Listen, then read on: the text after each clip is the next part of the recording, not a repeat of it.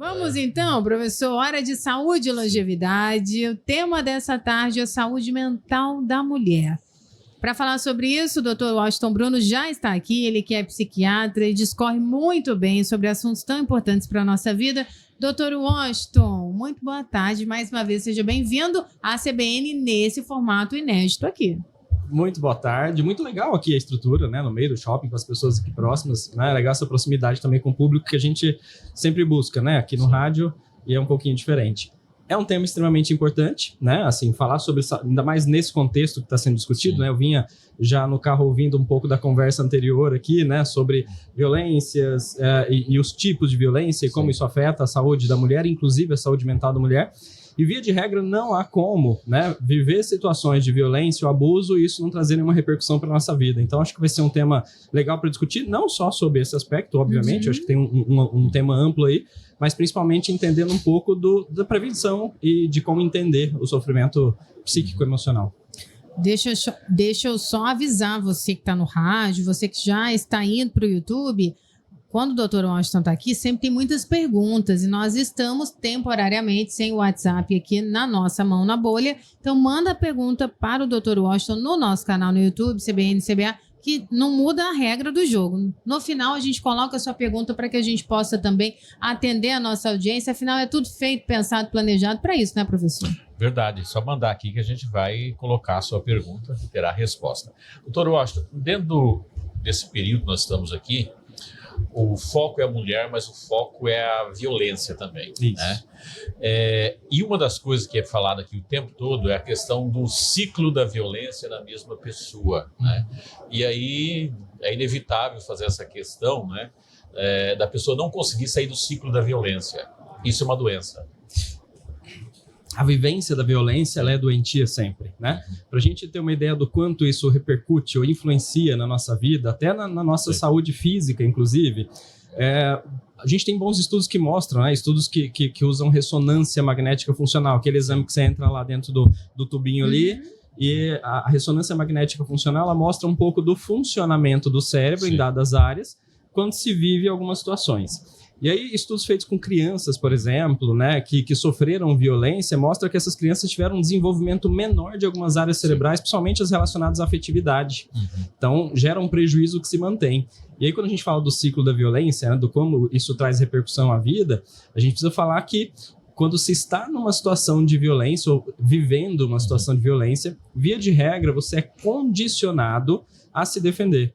E muitas vezes, no sentimento de impotência, a defesa que se tem é simplesmente permanecer. Não é uma escolha, não é algo que você simplesmente tenha racionalmente a noção, né, ou entendimento do sofrimento. Simplesmente você se mantém naquela situação até que esse despertar vá acontecendo no decorrer do tempo. E as consequências, ela pode aparecer no físico? Pode aparecer no físico, é muito comum, inclusive, né, quando a gente fala de saúde mental na mulher, a gente vai ter, pensando em saúde mental, principalmente de transtornos de humor, né, depressão, ansiedade, nós vamos ter um índice maior de adoecimento na mulher. Né? Então, a mulher, por vários tipos de vivência na vida, ela tende a ter, às vezes, até o dobro do índice, né, de prevalência de depressão, por exemplo, comparado com o homem. E, via de regra, a consequência pode ser, inclusive, física. Então, é muito comum ter dores crônicas, então, quadro de fibromialgia, de dores relacionadas a doenças autoimunes, por exemplo, lúpus, artrite reumatoide, outras doenças autoimunes, elas podem se desenvolver nesses quadros em que eu tenho um sofrimento psíquico-emocional, inclusive nos quadros de violência. Então, a nossa mente e o nosso corpo, eles não são nada diferentes, eles são um funcionamento único e completo, né? E esse comprometimento, ele acontece em todos os níveis do adoecimento, né? Inclusive no nosso corpo. Doutor, e o acompanhamento, a mulher que passou por uma situação de violência doméstica e ela saiu, quebrou esse ciclo, né, fez a denúncia, enfim, se afastou do agressor.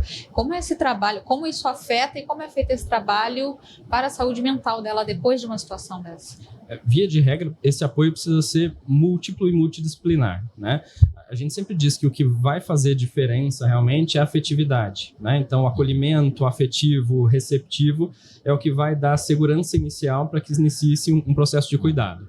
A partir desse momento, você vai abrir espaço para expressão emocional. Então, trazer as situações traumáticas nem sempre envolve ter que falar e repetir aquilo que você viveu, né, dos traumas. Envolve simplesmente o lidar com a dor, o sofrimento e como reconstruir a vida a partir daquele momento, né? Então, quando se faz o acolhimento, acho que o básico, o inicial, para que a gente consiga realmente ajudar, é oferecer um espaço que seja seguro, diferente do que era vivido naquela situação de violência. Esse primeiro, pelo menos, é o primeiro passo. A partir daí, oferecer condições, né? Acho que foi muito discutido aqui, né? Tem sido discutido, né, durante esse mês, inclusive políticas públicas, auxílios, inclusive, né? Para lidar com isso, que são das questões práticas da vida. Mas se emocionalmente esse apoio não for oferecido, via de regra, mesmo essas políticas públicas não vão surtir efeito, né, para a diminuição do sofrimento, para a resolução desses quadros de violência, né? E a identificação? Porque, assim, é muito comum as pessoas, do ponto de vista emocional, buscar a solução para as consequências sem manifestar as causas, né? Quando é um trauma que não tem implicância social, nem cobrança social, é mais fácil a pessoa chegar e falar, olha, passou um acidente, eu estava num acidente, aconteceu isso, ninguém vai sentir menor.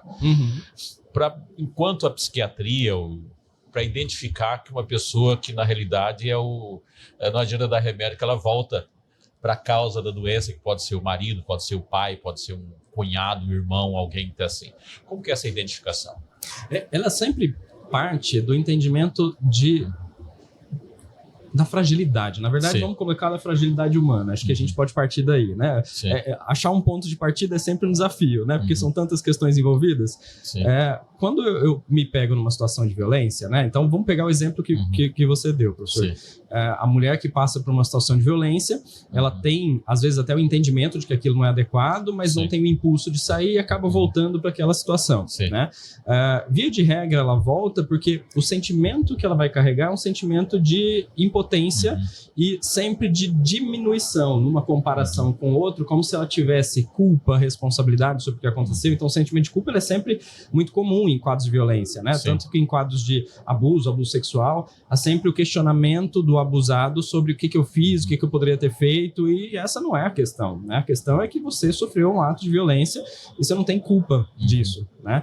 Então, o fato de eu me sentir diminuído, de eu sentir que eu não consigo ter energia para lidar com algo diferente, faz com que a saída deixe um vazio muito grande. E naquele sentimento de vazio, por não conseguir lidar com esse sentimento de vazio, parece tentador. Não, mas não era tão ruim assim. Mas ele me amava, mas ele fazia isso de bom. Então eu passo a enxergar aquilo que é o ponto do afeto, o início do afeto, me fixo naquela ideia de algo bom e negligencio aquilo que causou sofrimento. Na negligência, via de regra, eu me coloco de novo naquela posição de reviver aqueles traumas, de me manter numa relação que seja abusiva, por exemplo. Né? Mulheres que se envolvem, por exemplo, com homens que têm uma personalidade mais narcisista, por exemplo, tendem sempre a ser colocadas para baixo. Então, o parceiro faz com que isso acontece também dos dois lados, também existe o contrário, né? A mulher narcisista e o homem nessa situação, mas a mulher que está nessa posição, ela sempre é colocada numa posição de inferioridade. Então, o que você faz nunca é suficiente,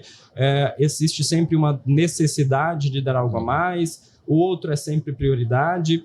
E aí, nesse sentimento de diminuição, como eu não sou nada, ai, que bom que ele me dá um pouco de afeto, né? Nossa, como ele é bom para mim, porque ele, no final do dia, depois de fazer tudo que ele faz, ele diz que me ama, então ele se arrepende, eu acredito nisso, porque eu vou de novo me fixar naquele sentimento, que é aquele que me fez me apaixonar no início, né? Aquele encantamento, e eu tô sempre em busca daquele ser idealizado, que me encantou, que me deu a possibilidade de me sentir diferente, mas aquele não é o verdadeiro, aquele é só uma representação de um eu doentio, na verdade, né? Doutor, e a gente conversava aqui com as juízes, elas falavam desse trabalho também nas escolas, e a gente até comentou adolescentes, né? Já muito cedo exigindo senha e uma dependência.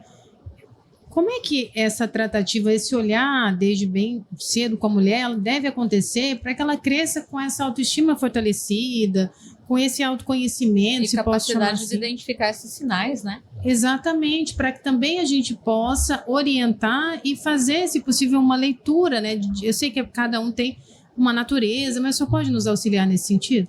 Eu acho que a gente pode partir que não a mulher, mas a sociedade como um todo, homens e mulheres, né? Todos nós. A gente precisa ser educado de uma maneira diferente.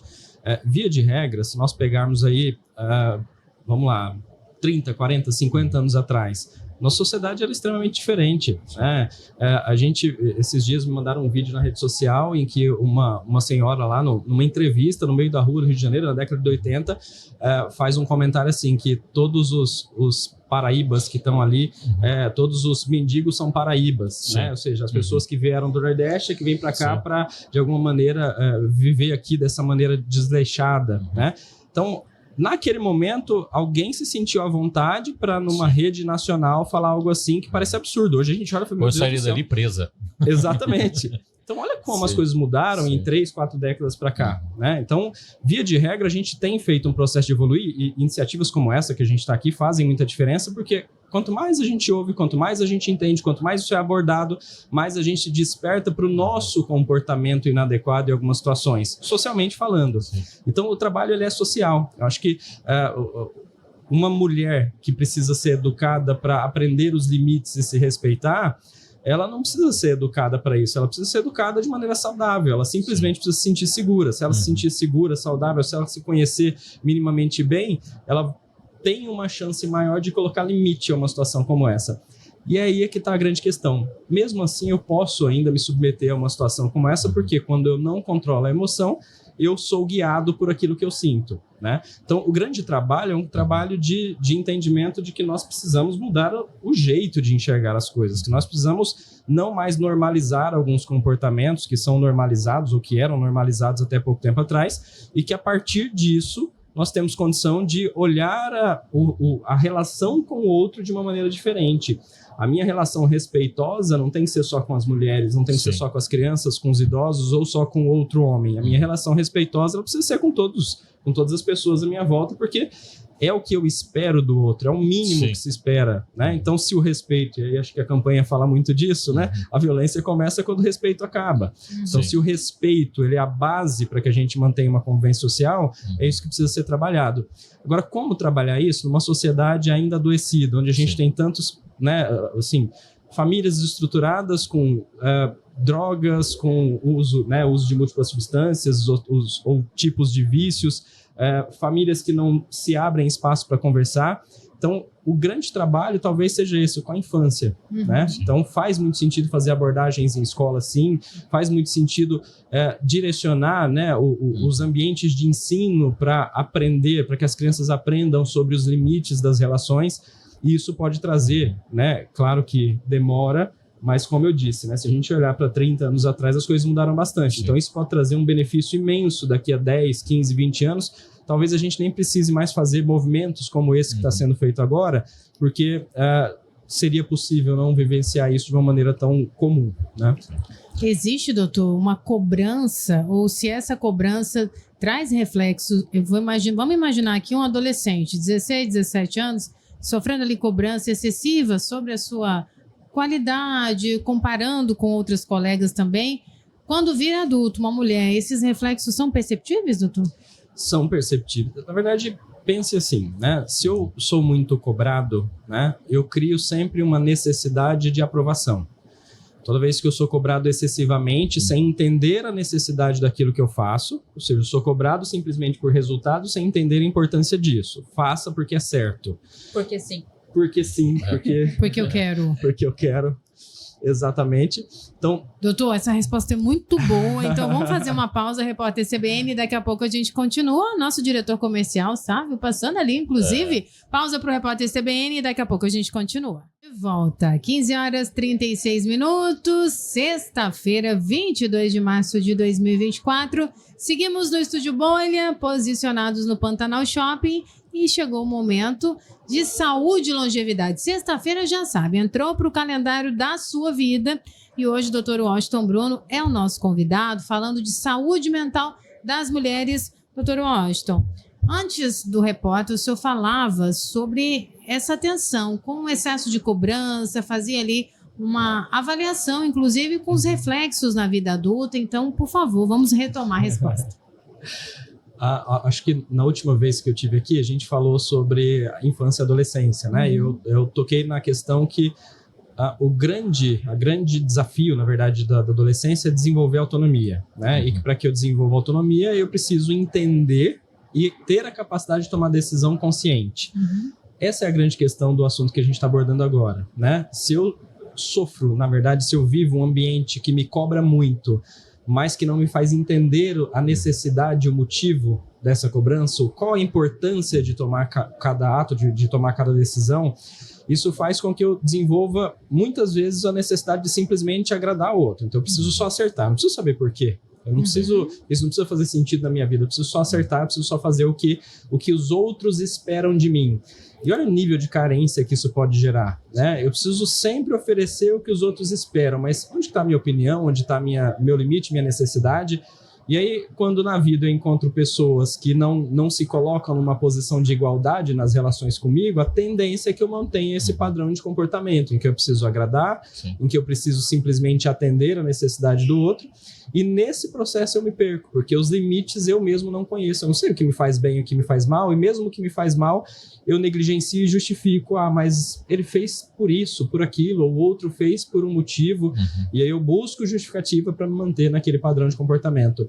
Então, o ideal é que a gente sempre incentive, né, nos jovens e nas crianças, a capacidade de tomar decisões conscientes, a capacidade de entender a situação e se colocar com respeito antes de tomar uma decisão, seja ela qual for na sua vida, seja a escolha de uma profissão, decidir sobre um namoro ou fazer uma escolha sobre um trabalho, algo que eu devo fazer na minha vida. Então, é sempre importante a gente colocar, né, o adolescente numa posição de autonomia, realmente, né, ou de busca dela. E aí tem um dado interessante, foi falado lá no início, questão de droga ou bebida, alguma coisa assim. As pessoas precisam compreender, né, doutor Washington, que a bebida ou a droga, ela não muda a personalidade da pessoa. Ela apenas faz manifestar aquilo que ela tem dentro dela. Ela só perde o filtro naquele dado momento, né? Então não tem a história, mas ele bebeu, né? Ele bebeu, não tem nada a ver com a história. Ele tem aquilo dentro dele. Muito pelo contrário, na verdade, né? Assim, via de regra, ter quadros de confusão, amnésia por bebida são extremamente raros e quando se bebe excessivamente, mas ali você já passou de todos os limites, isso já ficou muito claro. Então, não dá para justificar as nossas ações pela bebida alcoólica. Por quê? O álcool ele é o que a gente chama de depressor do sistema nervoso central. Ele age no neuroreceptor que faz os outros, que são mais ativadores, ficarem diminuídos. Então, via de regra, quando eu bebo, o álcool ele vai diminuindo a ação de algumas áreas do meu cérebro. A primeira área que é afetada é a do pré-frontal e do frontal, que são as áreas relacionadas ao controle de impulso, a capacidade de tomar decisão. É ali que reside o que a gente chama de moral e bons costumes. É ali que estão os nossos limites, né? Então, quando o frontal está diminuído, ou seja, quando o que me dá limite está diminuído, eu tendo a fazer aquilo que eu mesmo colocaria limite. Então, eu tendo a fazer aquilo que eu mesmo julgaria como errado. Então, via de regra, a gente nunca pode usar o álcool como desculpa ou como justificativa para atos tomados. O álcool, primeiro que a decisão de beber, se você se conhece, né, minimamente, já é uma decisão que tem que ser sempre consciente.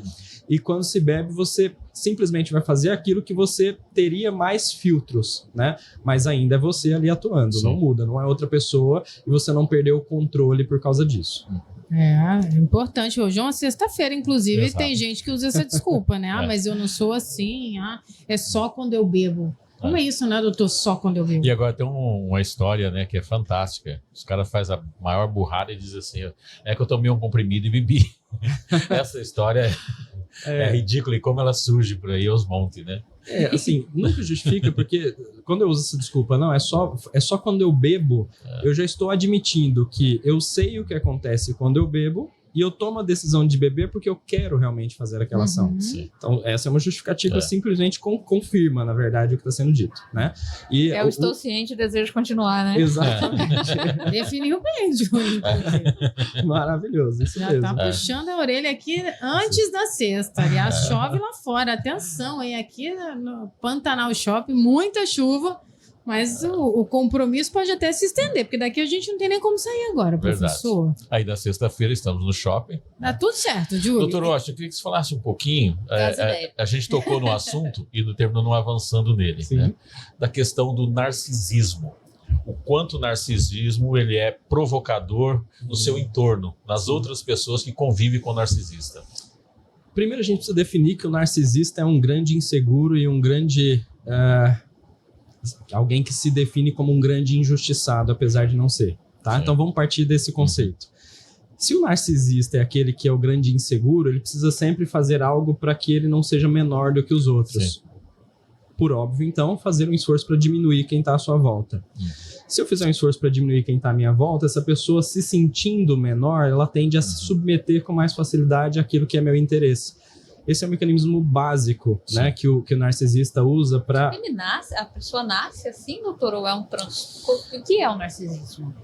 A gente precisa sempre falar de questões inatas, aquelas que a gente traz, né, como algo que não é necessariamente fora do nosso controle. Eu nasci com um defeito que eu não consigo mudar. Mesmo quando a gente fala de genética, a gente vai deixar claro, então, assim, eu tenho uma predisposição genética para uma dada doença. A questão do ambiente ainda é mais importante do que a genética em si. O ambiente ativa a questão genética, seleciona o que vai ser expresso pela genética. Então, a gente nunca pode usar isso também como justificativa. Eu trago, sim, algumas questões que são minhas, mas sempre na interação com o que está à minha volta. Via de regra, o narcisista ele se desenvolve quando ele... por exemplo, né, convive ou tem a criação de pais, por exemplo, uma mãe que seja excessivamente cuidadosa ao ponto de não colocar minimamente limites para que ele consiga entender o mundo à sua volta. Então, tudo que ele faz é justificado, mas coitadinho, fez por isso, por aquilo. Não, mas não faz isso, coitado, ele não consegue. Então, o excesso de proteção ao ponto que ele entende que, olha... O normal é que eu faça alguma besteira e que as pessoas me defendam. Sim. O normal é que eu trate mal mesmo aquele que me ama e que essa pessoa ainda assim faça tudo para ficar perto de mim. Então esse é um fator que pode estar associado, dentre outros exemplos que a gente pode trazer, mas que, volto a dizer, não justifica, né? Eu não posso dizer que porque um indivíduo sofreu muito na vida dele, ele tem direito de agir de uma dada maneira se já existe um entendimento social que aquele comportamento não é aceitável. E o grande problema do narcisista é esse, porque ele se coloca sempre numa posição de ser servido, de ser sempre o centro, no sentido de que ele não pode se sentir menor, que ele não pode se frustrar, ele não pode se deprimir. Tanto é que narcisista não vai no consultório psiquiátrico. Estou aqui pensando nisso, doutor. Porque o que você vai pensar, né? Não, então vamos fazer um tratamento. Sim. Quando a gente fala de transtornos de personalidade, todos eles têm tratamento. Existe uma ideia que transtorno de personalidade não tem tratamento, não tem cura. Todos têm. A grande questão é que alguns ficam no consultório, outros não ficam, né? Transtorno de personalidade borderline sofre tanto que ele busca ajuda, auxílio, cuidado, e ele fica. E muitas vezes a gente vê uma melhora grande ao ponto de nem ter condição de manter o diagnóstico depois, de negativar o diagnóstico. Sim. O narcisista, ele não fica, ele vem, ele se apresenta ali numa posição de superioridade, olha, eu vim aqui porque quase que o profissional ali é que precisa da presença dele. Vem aqui para te ajudar. Um grande audacioso também, né? O senhor colocou aqui, ó, que ele é um grande inseguro e pelo que a gente escuta, aliás, doutor, o doutor me explicando, tem muita gente na rede social que não sabe nem do que está falando. Eu acompanhei ali, deslizando explanações. Virou uma coisa comum chamar as pessoas de narcisistas. E as pessoas falando, e o doutor conceituando aqui, tem gente que está bastante enganado nesse conceito também, tem que ter responsabilidade para isso, né, doutor? A rede social é um grande desafio, na verdade, né? A gente tem que ter um cuidado grande e não absorver tudo que está ali e tentar procurar referências que sejam confiáveis, né? Mas o narcisista, ele tem muito esse movimento, né? De, na insegurança dele, diminuir o outro. E aí é muito comum que ele se coloque numa posição de gerar prejuízos no outro e não admitir e sempre justificar. Sim. Não, eu fiz isso porque você fez tal coisa. Eu agi dessa maneira porque você... Ou seja, o sentimento que ele tem é que ele vai fazer algo para te corrigir. Se ele, de alguma maneira, quer algo e não é atendido, ele vai deixar de falar com você, ele vai fazer aquele jeito, ele vai te deixar ali de uma maneira desconfortável, ele vai fazer situações que te gerem prejuízo, foram faladas aqui, né? Fazer empréstimo no nome da mulher, fazer uma compra, deixar uma dívida... manchar a imagem dela de uma maneira, né, fazendo coisas que depois dificultam a relação dela com parentes, familiares, com amigos. Então, tudo isso pode acontecer. E a grande dificuldade é que, nessa situação, a mulher está naquela posição de subjugada mesmo. Né? Então, mesmo quando ela percebe todo o sofrimento e a dor que ela tem passado, sair daquela situação é muito difícil, porque ela vai se questionar a todo momento, não, mas não é possível que isso é verdade. Não é possível que isso está acontecendo, não é possível que ele ia fazer uma coisa dessas. Sim. Não parece fazer sentido, porque não faz sentido. Porque alguém que seja emocionalmente saudável não vai agir de uma dada maneira. Se eu sou uma pessoa responsável afetivamente, eu não vou fazer nada que machuque o outro, eu vou pelo menos respeitar limites e entender o sofrimento do outro. E ele não vai conseguir fazer esse entendimento, por isso ele mantém aquele padrão de comportamento. Ele é manipulador, doutor? Sempre que há necessidade de se manter naquela posição. Se eu me sinto ameaçado, por me sentir ameaçado e diminuído, eu vou fazer com que a situação seja interpretada de outra maneira. Então, vou manipular no sentido de justificar, de buscar, de fazer mentiras. As mentiras são sempre muito frequentes, né? Porque elas justificam um comportamento. Então, a manipulação é algo que acontece com muita frequência, sim. Eu acho interessante que, do ponto de vista emocional, o Big Brother é um laboratório fantástico, né? Lógico que minha ética não permite citar nomes, né? Mas existe, se a gente ficar observando, né, como as pessoas jogam ali, o tal do narcisismo, ele se manifesta ali, assim, sem a pessoa querer. Você vê o movimento que eles fazem, né? Distorcer o que o outro fala ao meu favor, criar uma situação, quando não mentir mesmo ao meu favor, para ter uma... Né? Existe sempre uma vaidade também. Eu tenho essa pergunta porque... Cada vez mais, professor, eu não sei se por conta das redes sociais, eu vejo as pessoas colocando numa situação de uma insegurança constante, de uma vaidade, né? Eu acredito muito nas características das pessoas, no espaço de cada um, mas às vezes eu vejo uma luta, assim, eu digo, é claro que em volta de uma vaidade, de uma necessidade de ser o melhor. Autoafirmação. De uma autoafirmação, e como se as outras pessoas representassem um perigo. É uma característica também, essa vaidade, esse ego inflamado do narcisista? E até fazer essa diferença, é vaidade ou é insegurança demais? Ou são as duas coisas? É só a mesma coisa, se a gente for olhar por um dado prisma, né? Sim. Então, pense assim, as nossas inseguranças, elas são transformadas em comportamentos. Se eu pegar um conceito diferente, o conceito de humildade, a capacidade de me manter numa posição em que eu não precise receber os louros da vitória e ainda assim me sinta feliz pelos bons atos que eu pratico. Sim. Isso é um ato de humildade. Se eu não consigo me sentir nessa posição, a vaidade é simplesmente uma representação dessa fragilidade, né? A vaidade é a necessidade de alguma maneira me mostrar além ou mais seguro ou mais belo para que eu consiga ser aceito pelo outro, para que eu consiga ser visto de uma maneira positiva. Essa vaidade é uma característica, sim, né, do narcisista, pelo menos essa representação de vaidade que a gente está colocando, esse conceito, porque nessa necessidade de aprovação, eu preciso sempre que as pessoas à minha volta me enxerguem como alguém realmente superior.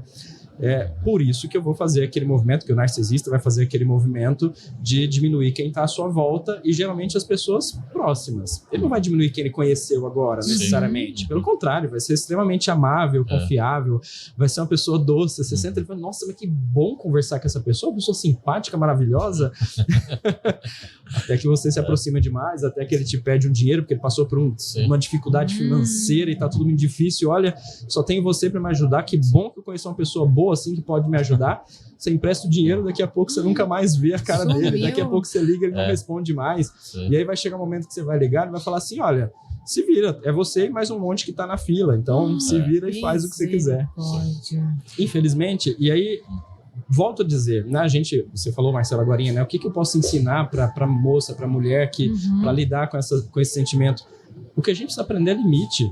O limite do que me faz bem, né? Se eu não consigo perceber o limite do que o outro faz e me magoa, se eu não consigo expressar isso e perceber que o outro respeita, olha, você fez algo que machucou, isso não foi legal. A pessoa entende, compreende, busca ajustar, não, você fez algo que me machucou. E aí não, ele faz o contrário, ele exclui, ele diminui, ele muda a conversa, ele tenta te fazer se sentir culpado. Então, tudo isso vai fazer com que eu entenda, na verdade, que o limite é a grande questão a ser trabalhada, né? Se me faz bem e como eu expresso esses limites para os outros, né? É possível, doutor Oste, que alguém utilize da humildade justamente por ser vaidoso, criar um papel de ser humilde para ser elogiado? Sim, que entra nessa construção do personagem realmente, né? Então, E por uma questão muito simples, a gente valoriza a humildade. A gente não valoriza a vaidade excessiva nesse sentido pejorativo que a gente está colocando, né? Então, como a gente valoriza a humildade, se alguém demonstra isso me chama atenção, isso faz com que eu busque me aproximar. Então, na verdade, é muito comum que você assuma esse papel, né? Do humilde, da pessoa prestativa, da pessoa que está presente, né? E é mais uma isca, né? É mais um chamariz. Eu vi uma frase do Almir Sater que eu achei fantástico. Eu conheci o Almir Sater quando ele cantava num barzinho em Campo Grande, né? Ele não se vestia daquele jeito, era um homem urbano, né? E perguntaram para ele por que ele se veste daquela forma, né? Ele falou, porque eu sou muito vaidoso e isso chama atenção. Uma consciência legal, né? De botar uma botina, um chapéu, dá a impressão que ele compra a roupa dele aquelas caixas, né, que o pessoal joga na rua R$1,99. Feira de Goiânia. E quando perguntaram, né, eu achei interessante, foi um desses programas, Eliana, não sei quem perguntou para ele, ele falou assim, não, eu uso desse jeito, assim, porque eu sou muito vaidoso. E isso chama atenção, se eu não usasse assim, eu seria normal como todos os outros. É tão importante isso, porque olha como vem bem a calhar, né, pelo que a gente está discutindo. A gente é tão atraído pelo belo, né? E que é natural, né? Admirar o belo é um exercício, inclusive, de saúde, né? De verdade.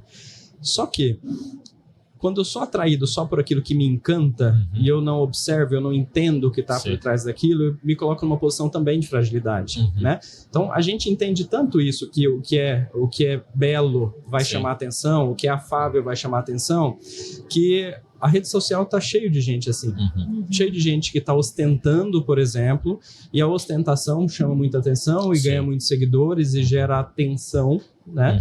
E por conta disso, a gente deixa de lado valores que são talvez muito mais importantes, né? Eu devo admirar o belo, mas eu preciso valorizar as relações, eu preciso valorizar os afetos, eu preciso valorizar a presença, o tempo de qualidade, né? Será que a gente está tendo tempo de qualidade? Então, voltando no que a gente pode fazer, né? Tempo de qualidade com quem a gente ama, com os meus filhos, com as pessoas da minha família. Então, isso mostra que a presença da segurança, se eu tenho segurança daqueles que estão comigo, eu não preciso buscar tanto fora. Se eu não preciso buscar tanto fora, eu não preciso me submeter tanto ao que oferecem como a grande resposta para os meus problemas. Então, construir a segurança é o fator principal para que a gente consiga se defender, né? Para que a mulher consiga se defender em relações que não são saudáveis, viver uma vida familiar segura, né, de afetos verdadeiros, talvez um fator aí que vai trazer maior benefício, né, para que ela consiga se defender. Saindo desse contexto da violência, mas ainda dentro da saúde mental da mulher, o senhor falou em tempos de qualidade. Hoje mulheres trabalham fora, precisam provar que são tão competentes como os homens, ou mais até, dependendo do que ela almeja, precisa ainda cuidar da casa, porque ela não largou de mão essa função, precisa cuidar dos filhos. Está sobrando tempo de qualidade para as mulheres, ou elas chegam no consultório dizendo, doutor, estou cansada? Sempre cansadas. Sempre cansadas. Entendo bem. Eu não sei nem como elas conseguiram tempo aí no consultório. Inclusive. Chega lá e ganha um abraço por ter conseguido. Parabéns. Essa sobrecarga, ela é importante. Perdão, ela é importante se pensar, né? Ou seja, houve uma mudança tão grande nos papéis sociais e a mulher dentro de um foco, né, tão grande também, né, nessa necessidade de equiparar papéis, que no equiparar papéis não houve equiparação, né? Então, eu equiparei os papéis profissionais, mas as responsabilidades em casa continuaram as mesmas. Eu equiparei os aspectos de estudo, mas a minha responsabilidade enquanto mãe, enquanto cuidadora, continua a mesma. Então a gente começa a criar uma consciência maior da divisão realmente de papéis, principalmente da contribuição conjunta. Contribuição não é uma palavra boa, né? Até porque é uma obrigação, né? Então, da vivência conjunta em família. Mas é muito comum que, por exemplo, na busca de auxílio, as grandes dificuldades sejam exatamente essas. Sou mãe, profissional, sou esposa, e lidar com cozinheira, tudo isso... Cozinheira, faxineira, lidar com tudo isso me sobrecarrega muito. O que é positivo é que a gente tem visto uma mudança muito grande nesses aspectos. Então, Sim. relações realmente muito mais equilibradas, né? Mas ainda existe uma autocobrança muito grande, né? Mesmo em relações muito saudáveis, né, em que você tem um parceiro ali que é saudável, que está ao seu lado, a autocobrança é tão grande que ela não consegue perceber, às vezes, o quanto que existe a presença do outro ali. Sim. O quanto que existe realmente a participação verdadeira, a busca desse tempo de qualidade conjunto. E aí, essa autocobrança mantém esse funcionamento em que eu estou sempre me sentindo responsável por tudo. E as mulheres ainda carregam muito esse estigma, né, da responsabilidade por tudo, pelos filhos. Se o filho der errado, entre aspas, a culpa é da mulher. Se a casa não estiver bem limpa, a culpa é da mulher. E não é isso. Muitas vezes nem vem essa cobrança do parceiro, mas aí quando vem um problema ali, ela interpreta como se aquilo fosse a responsabilidade dela. É porque é da criação, né? Essa responsabilidade é feminina, né? Exato. Então, às vezes, tem dificuldade até de aceitar a ajuda do parceiro, porque parece que você que tá falhando com aquilo, né? Sim. Gera a culpa, né? Carrega a culpa. Essa semana também, citou no Big Brother, Fernanda falou a respeito da maternidade, sobre qual cansativa. Ela até usou uma expressão de dizer, às vezes tem vontade de jogá-los pela janela. Isso criou uma baita Foi criticada pra caramba, inclusive. Foi criticada, inclusive, pela Xuxa, né? E isso criou uma discussão e parece que desnudou um pouco, sabe? Várias mães foram se manifestar. Não, toda mãe chega nesse ponto de esgotamento. Tenha ela bastante ajuda, tenha ela pouca ajuda. Como é essa questão da maternidade na saúde mental feminina? Tem muita gente que romantiza demais. Aí quando você chega na vida, na prática, tem os desafios, né? Na verdade, toda essa carga, né, de costumes e hábitos, né, da ideia do certo e errado, a gente sempre carrega porque isso é algo transmitido, né? E é muito comum que, por exemplo, no processo ali, eu vou dar o exemplo do pós-parto, que talvez seja um feito mais fácil entender isso. É muito comum que ali no pós-parto, na primeira e segunda semana, exista uma certa sensação de estafa. Tanto das mudanças do corpo, que na gestação ocorreram muito, de maneira muito intensa. Essas mudanças vão acontecer de maneira mais intensa ali no pós-parto, e tem mais o cuidado, e tem mais as noites mal dormidas. Então eu tenho ali um período de 2 semanas que é normal que a mulher se apresente com humor mais diminuído ou deprimido, ou que tenha uma dificuldade maior de lidar com algumas situações, uma irritabilidade maior. Quando passa de 2 semanas trazendo prejuízo, a gente considera, inclusive, que isso já configura uma depressão pós-parto. E a grande questão do sofrimento emocional é que, quando eu sofro emocionalmente, quando eu sofro psiquicamente, ou seja, quando eu passo por situações na vida que me sobrecarregam além do que eu consigo lidar naquele momento, eu vou me dessensibilizando para a vivência que eu tenho. Então, via de regra, o sofrimento é tão grande que eu passo a não conseguir construir a relação de afeto com aquela criança que acabou de chegar, ou que essa relação de afeto não fique bem estabelecida. Não porque a mulher não quer, porque ela não gosta, porque ela é incapaz, porque ela é impotente. Simplesmente porque naquele momento existe uma sobrecarga muito grande. Doutor Bruno, tá tão boa a nossa conversa, mas o Anderson disse que o nosso tempo acabou, doutor. Anderson, você tem certeza? Ah, doutor, que pena. Vou pedir hoje para o senhor deixar a rede social, inclusive para quem ficar com alguma dúvida, chamar o senhor lá. Parabéns, o senhor fala muito bem a respeito. Eu agradeço, tá? Eu vou tentar trazer então, depois, Juliana, um dia pra gente falar sobre isso, tá? Então, sobre esses assuntos relacionados a pós-parto, esse sentimento da maternidade, acho que vai ser legal a gente trabalhar isso, tá? Pra não ficar em aberto. A rede social é o Instagram, @o Instituto da Mente, tá? E aí, tô lá disponível e agradeço de novo a oportunidade de estar aqui, é sempre muito bom. Realmente não percebo o tempo passar, não sei o que acontece aqui. Doutor, gente, tô impressionado. Excelente final de semana para o senhor, muito obrigada. A participação é sempre de grande valia aqui para todos nós. Obrigado, Marcelo, obrigado, professor, obrigado, Juliana.